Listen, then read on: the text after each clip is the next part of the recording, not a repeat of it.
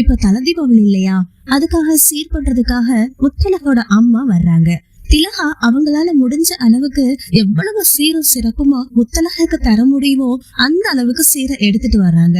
இந்த சைடு பாத்தீங்கன்னா அஞ்சலிக்கு அவங்களோட அம்மா ரெஜினாவோ அப்பாவோ பெரிய பெரிய காஸ்ட்லியான நகைகளையும் பொருட்களையும் எவ்வளவோ காஸ்ட்லியா வாங்கிட்டு வர்றாங்க. மாப்பிள்ளைக்கு தங்க நகை போடணும் இல்லையா, செயின் போடணும் இல்லையா, பிரேஸ்லெட் போடணும் இல்லையா அப்படின்னு ரெஜினா எவ்வளவோ அதிகமான விலையுள்ள பொருட்களை மாப்பிள்ளையான பூமிக்கு வாங்கிட்டு வர்றாங்க. திலகா முத்தழக கூப்பிட்டு, இந்தாம்மா உன்னோட தல தீபாவளி சீரு, ஏதோ என்னால முடிஞ்சது வாங்கி வச்சுக்கோமா அப்படின்னு சொல்றாங்க.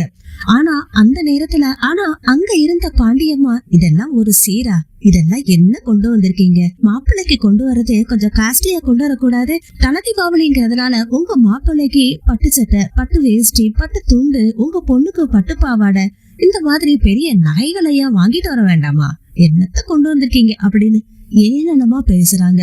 ஆனா இந்த சைடு ரெஜினாவை பார்த்து பாண்டியம்மா, எப்பா எவ்வளவு பெருசா கொண்டு வந்திருக்கீங்க, ரொம்ப நகையெல்லாம் கொண்டு வந்திருக்கீங்கல்ல, நீங்க எல்லாம் பெரிய ஆளுங்கல்லப்பா அப்படின்னு பாண்டியம்மா ஐஸ் வைக்கிறாங்க.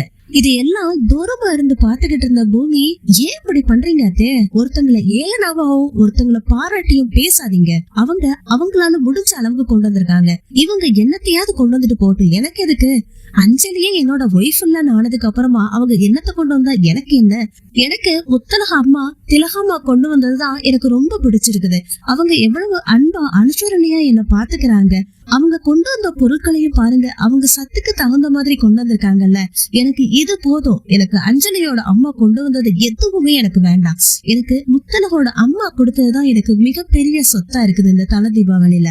இதையெல்லாம் பாத்துக்கிட்டு இருந்த அஞ்சலியோட அம்மா அப்பா ரெண்டு பேருக்குமே மூச்சியே வாடி போச்சு.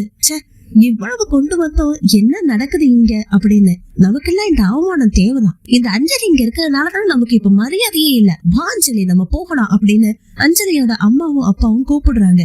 இல்லப்பா நான் இங்க இருந்து வரமாட்டேன், என்னைக்குனாலும் சரி இந்த பூமியையும் முத்தழகையும் சேரவே விட மாட்டேன்,